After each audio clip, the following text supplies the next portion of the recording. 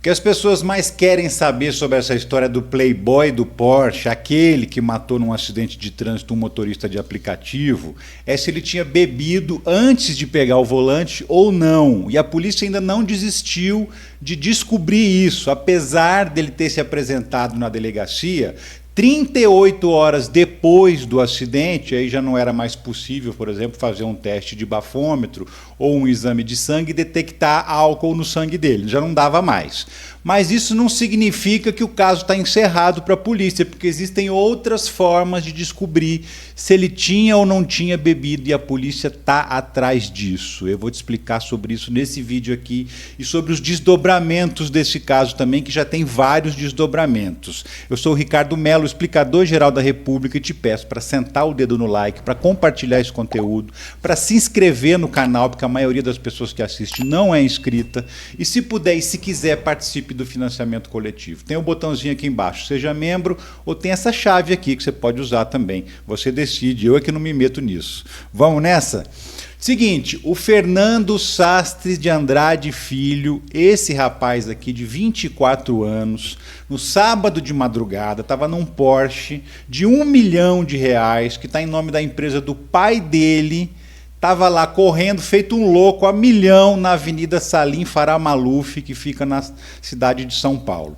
Quando a gente diz estava a milhão, é porque já tem um indicativo disso. Embora a perícia oficial ainda não esteja pronta, já tem um indicativo disso, que é esse daqui. Essa matéria do UOL fala sobre isso. Ó. Perito, Porsche estava a mais de 130 km por hora quando atingiu o motorista de AP.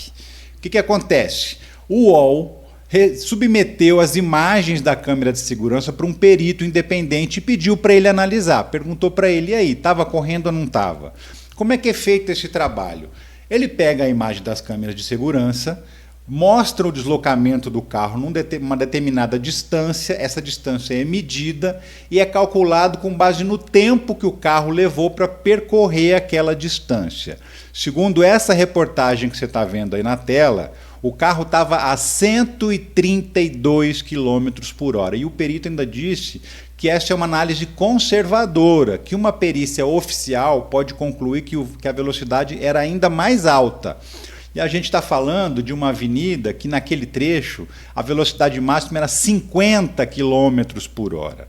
É por isso que a gente fala acidente, porque a gente está acostumado a falar isso, mas os órgãos de defesa da segurança do trânsito nem usam essa palavra, acidente. Eles costumam falar sinistro. Por que sinistro? Porque sinistro é aquilo que pode ser evitado e não foi evitado. O acidente não pode ser evitado, acontece. Fazer o quê? Mas o sinistro, se você tiver um comportamento adequado, cumprir a lei, andar na velocidade adequada, você não vai sofrer o acidente. Ou se sofrer o acidente, vai ser evitável, por exemplo, a morte, porque vai ser um acidente muito mais leve. É por isso que eles chamam de sinistro, porque é evitável, mas não foi evitado pelo comportamento de quem estava ao volante. Tem mais novidades sobre esse caso, porque a ouvidoria da Polícia Militar quer saber se os policiais agiram corretamente ou não quando liberaram o rapaz com a mãe para ir embora do local do acidente. A ouvidoria pediu as imagens das câmeras de segurança que tem na região do acidente e também as câmeras corporais dos policiais militares que conversaram tanto com a mãe quanto com o Fernando Sastre, para saber o que aconteceu, qual foi o diálogo que eles tiveram. Por quê? Porque ele foi liberado do local do acidente. Depois que ele bateu o carro, a polícia chegou depois da mãe dele. A mãe foi avisada e chegou primeiro.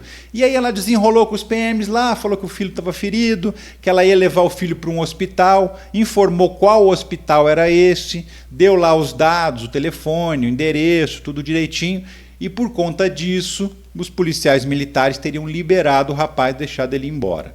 Aí depois eles foram lá para o local, para o hospital onde ela disse que tinha levado o filho, e ninguém deu entrada lá. Depois eles foram na casa da família também, que eles tinham o endereço, e ninguém atendeu. Ligaram nos telefones, tanto do Fernando quanto da mãe dele, ninguém atendia os telefonemas também. E com isso se passaram 38 horas para ele se apresentar na delegacia. E 38 horas depois não tem mais vestígio nenhum de álcool, né? E ele disse que não bebeu. O delegado que ouviu o Fernando disse que ele não parecia arrependido, não, que ele não estava triste, não estava chateado, e que ele também falou muito pouco no depoimento. Disse que ele estava muito bem orientado para não produzir provas contra si mesmo e que foi embora logo depois porque a justiça não decretou a prisão dele. E aí entra um detalhe que é bastante polêmico, né, que é justamente o fato de a justiça não ter decretado a prisão dele. Segundo os juristas que entendem do assunto, realmente não tinha como decretar a prisão dele. Por quê? Porque ele foi embora do local do acidente não como fuga. Ele saiu de lá autorizado pela Polícia Militar e depois se apresentou na delegacia. Então, por mais que o delegado tenha indiciado ele por homicídio por dolo eventual, o que é dolo eventual? É quando a pessoa toma uma atitude irresponsável, assumindo o risco de matar alguém, de produzir um resultado como esse que foi produzido. Matou um motorista de aplicativo que estava trabalhando, estava andando devagarinho, do jeito que tinha que ser ali na avenida, e ele passou a mais de 130 km por hora e provocou essa tragédia. Mas com relação ao fato dele não ter feito o exame, o teste do bafômetro, também não há o que dizer, não está errado por uma razão muito simples. A Constituição brasileira diz que ninguém é obrigado a produzir provas contra si mesmo. Então ele teria o direito de se negar a fazer o teste do bafômetro no momento. Ele não poderia ser obrigado a fazer o teste se ele não quisesse.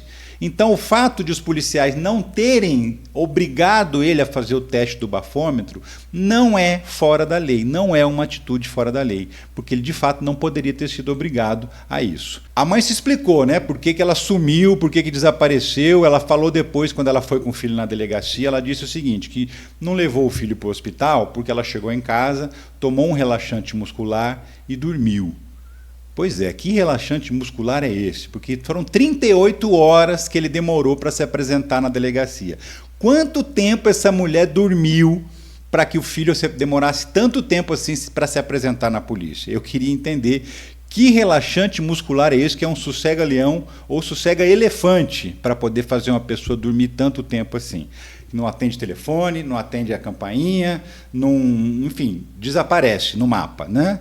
E agora a polícia vai investigar para saber se o rapaz tinha bebido ou não tinha bebido. Ah, mas e aí? Como é que vai descobrir, já que não tem mais o teste do bafômetro, já que se tivesse algum grau de álcool no sangue dele, isso já tinha desaparecido quando ele se apresentou na delegacia. Pois bem, a polícia já sabe que ele estava na balada, que ele estava curtindo a noite na região do Tatuapé, na zona leste de São Paulo. E a polícia já sabe, inclusive, o local onde ele estava, qual era o bar que o Fernando estava. E ela vai lá agora pegar a comanda, a nota fiscal do que ele pagou de conta para saber se ele comprou bebida alcoólica. Isso quer dizer que ele bebeu? Não necessariamente. Pode ser que ele tenha pago a conta de um amigo que bebeu, por exemplo. Nem sempre, quando você está pagando a conta, é você que bebeu. Mas também tem as imagens das câmeras de segurança do próprio estabelecimento, que podem revelar, podem mostrar as imagens ali para saber se o rapaz tinha consumido bebida alcoólica antes de pegar o carro e sair por aí feito um maluco.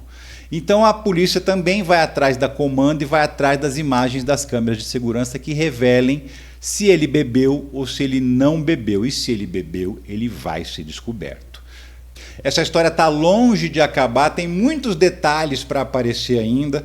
A perícia oficial do local do acidente ainda não saiu, que vai determinar a velocidade exata que o carro estava. Essa perícia que eu mostrei aqui agora há pouco para vocês, essa perícia aqui, foi feita por um perito independente, a pedido de um veículo de comunicação, mas ela já é um indicativo da velocidade que ele estava. E olha que ele tinha dito que estava um pouquinho acima da velocidade máxima, que é de 50 km por hora. E essa perícia independente já demonstrou que ele estava pelo menos, no mínimo, a 132 km por hora. É isso, a gente vai continuar acompanhando esse caso, os desdobramentos desse caso, que chocou muita gente, que deixou muita gente revoltada. Por quê? Porque esse rapaz matou um motorista de aplicativo, não foi preso e está respondendo ao processo em liberdade. E é claro que esse tipo de situação gera uma revolta mesmo, porque crime de trânsito no Brasil raramente dá cadeia. É muito difícil alguém que comete um crime de trânsito, inclusive crime com morte, é muito difícil as pessoas serem presas. Dá para contar nos dedos as pessoas que foram presas depois de cometer crimes de trânsito no Brasil inteiro, porque a legislação é falha. Embora exista uma lei que estabelece punição, existe 1 milhão de brechas que um bom advogado consegue explorar e livrar a cara do seu defendido, aí, do seu cliente. O rapaz, o playboy do Porsche, causou essa tragédia, chegou na delegacia de BMW com o advogado, ficou algumas horas lá prestando depoimento e saiu de lá de BMW tranquilo e foi para casa novamente. Vamos entender mais sobre esse caso acompanhando a sequência dos acontecimentos. Eu vou nessa, um abraço, até o próximo vídeo e tchau.